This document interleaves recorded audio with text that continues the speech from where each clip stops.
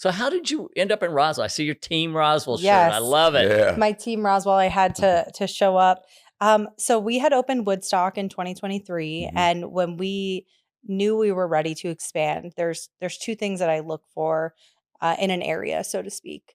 And it's either one being like we were in Canton, which was right on the cusp of economic development, right? We have been able to plant our footing and learn with Canton as they've grown as a community, which has been really awesome, right? I learned a lot about what it means to operate in tourism and what it means to see the city go through changes and just the whole nine. Or we get to add to the mix. So when Woodstock, that came available, there's already a lot of amazing places around there. Sure.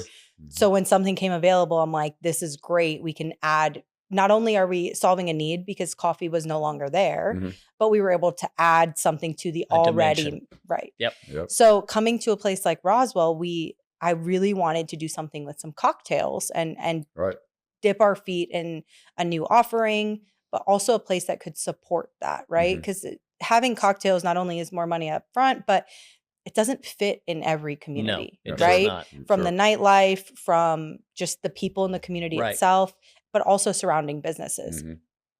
So when we were looking at Roswell, it kind of checked all the boxes for us. And I actually stumbled upon that property after eating at Bay right over there here. You go. Right. So my husband and I had left. I'm like, I feel like I've driven by this spot. Yeah. We look in the window and, I start to turn all the buttons where I can make something out of nothing. And I just thought, what an amazing landscape they've already created here. It would be really awesome to add something new and different.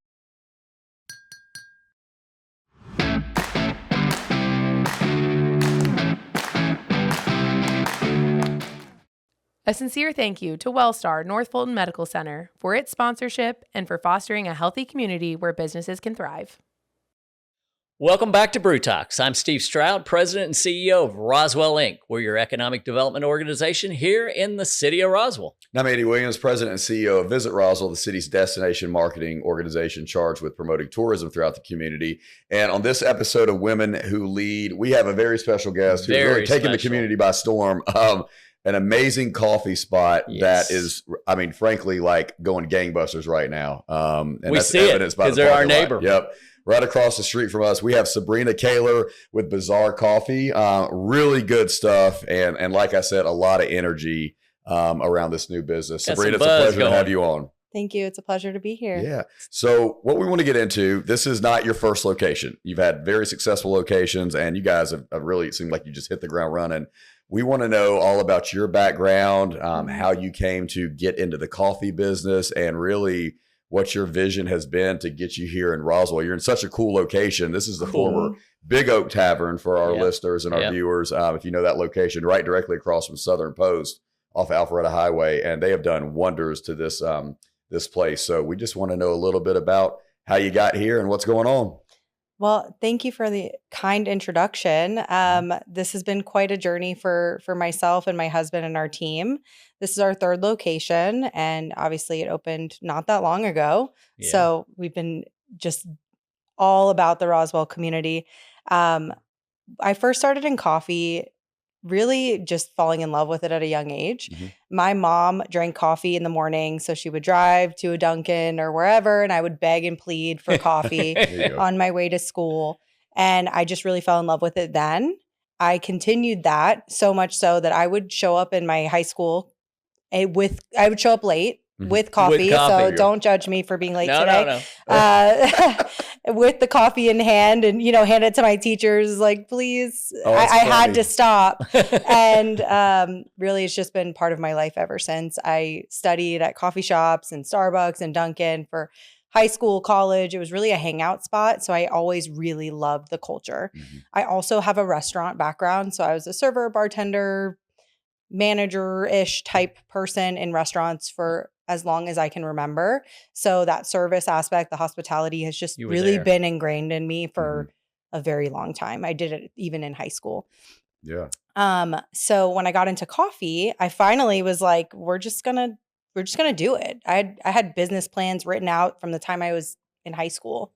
Wow. For a coffee concept. Really? Yes. Yeah. Like full concept, from what it would look like, what it would be. And through college, I just really loved it. Yeah. I didn't know how it was going to happen. I didn't know when. I didn't know what the catalyst would be. I worked I'll rewind. So I went to college, and then when I graduated, I was like, well, I don't know that I want to do what I'm supposed to do. I was about to say, were you a business major or was it something totally separate? I was a business and marketing major. Oh, there you go. All Yeah. right. And I love marketing. So know that. Clearly. Yes, I love marketing. I always have. It's something that came really natural to me as a creative. So Yeah. I loved being creative, but just like any other person, my parents were like, hey, artists like don't make money. Don't go to school for They gotta art. feed themselves. Don't go to school for art, Yeah. And I didn't. I went for business and marketing. Yep. And when I graduated, I had worked so hard. I was interning. I was doing all the things that I didn't even know what felt good anymore. So it's when I picked up a paintbrush and I started painting again after I had already graduated. Wow. And I was like, wow, that was so great. All I did was work at restaurants. And now I'm feeling really good about what I'm doing, being creative Yes. again. Yeah. So I'll tell you how it ties into coffee. I had been a working artist, working at restaurants on the weekends and doing art pop-ups. I was doing farmers markets. I was doing art markets. I was selling online. I was really flexing that marketing muscle on social media before it was what it is today, but using those marketing skills and trying to build a career as an artist. Oh, yeah. Trying to paint murals, trying to really grow in that space. And the coffee just had always just sat there I just want to do it. And I met a local roaster at a farmer's market, and I just decided right before COVID happened that we were just going to try. And if I was going to do it, I'm going to paint the label and I'm going to make it something cool so that art and coffee can coexist. And I mean, trying to be an artist is really hard. I It's understand. tough. Yeah, I know. We know a doing lot of those markets. good artists that struggle. Exactly. Yes. And I felt like my style was a little funky and colorful and all of these things that you see in the shops. And it didn't really have a place in art. At least I didn't feel like it did. Right. Right. And I would go to these markets and make no money. I would come home. My husband was coming with me, lugging all of this art back and forth. Right. And we would work for hours and not make any money. So I said, well, let me just create a brand. And I was working as an independent marketer at this time. So I had my own clients. I was serving tables and doing art. And I created the brand at 4 a.m. one night, just in a flow state. And I'm I'm going to call it Bizarre. Bizarre. So it can be weird and funky and evolve as art would evolve for an artist. Yeah. That's cool. I didn't want it to be stuck in a box. Yeah. So we started right before COVID technically, but then COVID happened and we partnered with a roaster and just said, let's give it a try. So where was your that first? That answers your question. Yeah. In a roundabout way. No, we got there. You said, where did we first start? Where was your first one? So we first started at the Canton Farmers Market. That's right. Yeah. So I had done a couple small markets. I printed the labels. I bought all the bags and I'm okay, I had the website. I knew how to do all that. So I was able to do it myself. And we did our first farmers market. And after the first farmers market, we made more in that farmers market in 4 hours than I had at some of these art markets. I was like, dang. Wow. There's something to That's this. how it's supposed to be, the consumable, right? Yes. And then guess what? People are going to drink it and they're going to come back. Yeah. But really it was the test of will Bizarre, the brand itself, does it have a standing? Are people going to be attracted to it? Are they going to be intrigued? Or will it work? Right. So that was my test. Yeah. And Canton just kept inviting us back. Yeah. You want to come to this event? You want to come to this event? You want to come to this event? So we did. And we had 2 coffees. We worked with a really small batch roaster. So I was involved in everything. I mean, it was really a bootstrapped project at this point. Well, it's a smart move too, because I mean, respect to the people who go head first into brick and mortar, but honestly, testing the waters with something with low overhead like that is really smart. And to your point, is to see that, hey, the product's going to be well received, the brand's going to stick. Then you move into those other bigger ventures, which you've done obviously now. Yes. So what was that first brick and mortar? Our first brick and mortar was Canton. Yep. And so that was actually Canton then. Yeah. And it was, very, very close to where the farmer's market was. Okay. And it was a previous place that was owned by somebody who had started a small cafe, Okay. probably about for 6 months. And we knew him through markets and things like that. Mm-hmm. And right when we first started, there was like word that like he might be selling it. And we were like, we weren't really ready then at that point. We were Mhm. just figuring it out. And once again, really seeing if we can make money doing this, Mhm. right? Sure. And then very quickly, we had just started to dabble in like, maybe we can see how much spaces are and like, what does that Right. look like? Right. Is Yep. it going to cost us a lot of money? Can we even afford to do that right now? Mhm. Can you sell enough coffee? Yeah. Right? Can I sell enough coffee? What locations? I really had no idea. And he approached us again and said, look, like I'm trying to get out quick. And we Yeah. just said, like, we could buy a house. Yeah. Right. That's when everybody was getting these crazy good interest Yeah, rates, right. I could buy a house or I could crazy buy good. It was a December of business. 2020, essentially Yeah. November. And we just said, I said, no, I ran through the numbers with like a friend accountant. I'm like, do I think I can make it work? Mhm. And we just said, okay. And Let's do it. within Yeah. 2 weeks, we were open. Wow. And I went in and I painted. We took everything as is. We hung our hand painted sign in the window. That was what we used at the farmer's market. Sure. We Mhm. operated under his license for a little bit of time until we could like figure out, because they were with a different department. We were moving Right. to health department. Mhm. So there were some things we had to figure out, but it allowed us to open the Yeah. doors Get it and rolling. get whatever clientele they previously had, which wasn't very much. Yeah. But it And was just figure it out. Yeah. So You know what's crazy too?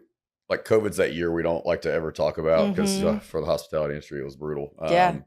But there are so many So many success stories that have success. actually come out of Yes. it. It's just funny how many times Innovation, we talk to, on yeah. this show. We talk to guests that there's always a tie back to COVID, and either they readapted and did some things a lot differently and it made them better, or they started out of it and took a chance. It's the really point in interesting. life, right? Yeah. Where people had to make decisions. absolutely. And a lot of those decisions have turned out to be very, very profitable Mhm. and very Mhm. rewarding, more Mhm. importantly. So how did you end up in Roswell? I see your Team Roswell shirt. Yes. I love it. Yeah. My team Roswell, I had to show up. So we had opened Woodstock in 2023, Mhm. and when we knew we were ready to expand, there's two things that I look for in an area, so to speak.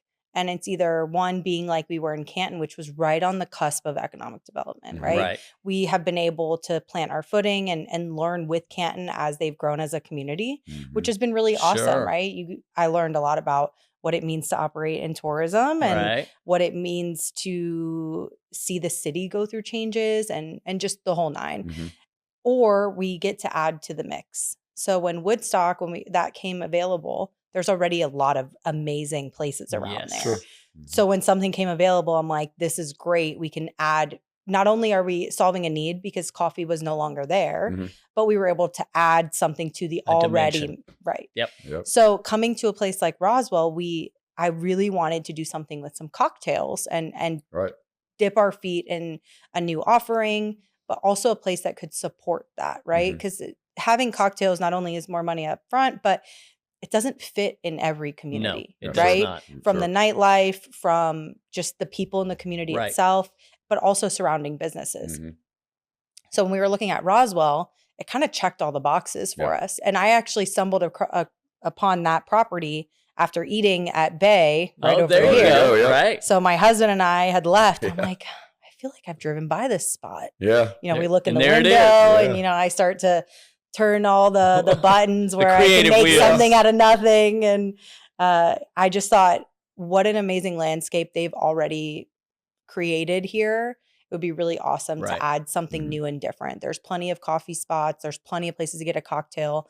What about a cool environment where people can hang out with the indoor, outdoor, and have space Yeah. and really add that extra space and something different to the already Sure. amazing community. And you've got such a great spot. That patio and the visibility, Mhm. Southern Post across the street, Mhm. 97% leased, by the way, Mhm. just announced last Yeah, week. that's amazing. So you got a lot more offices filling up over Mhm. New there. hotel coming too. Hotels Yep. coming, as you Yep. see, it's going up. So you're in the right spot. Mhm. I tell people all the time, I live under that water tower right Mhm. there, literally. Mhm. And you're in our walkable zone, Mhm. right? And Yeah. and golf carts. Mhm. So Yeah. you look out for those. They'll be All coming. the things. You got it all. So And is this your biggest location?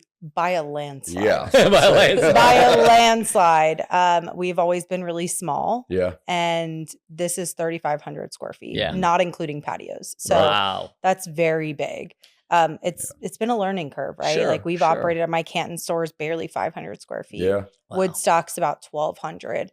So Yeah, this it's is a lot big. significantly bigger. It's a big note because I mean, too, if you haven't been to Bazaar yet, the investment you made in it on the patio, the back patio, Beautiful. the floors, the interiors. I mean, a lot of work was It done, pops. and that's not unnoticed.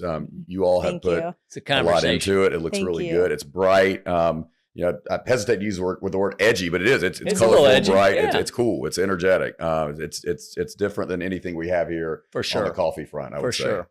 And Thank you for sharing that. well, Mhm. and the reality is you see it when you walk through the door.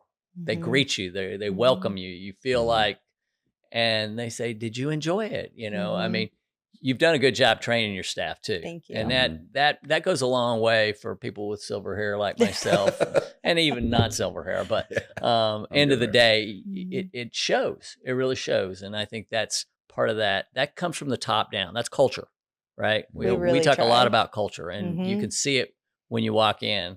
Oh, do you want that turnover?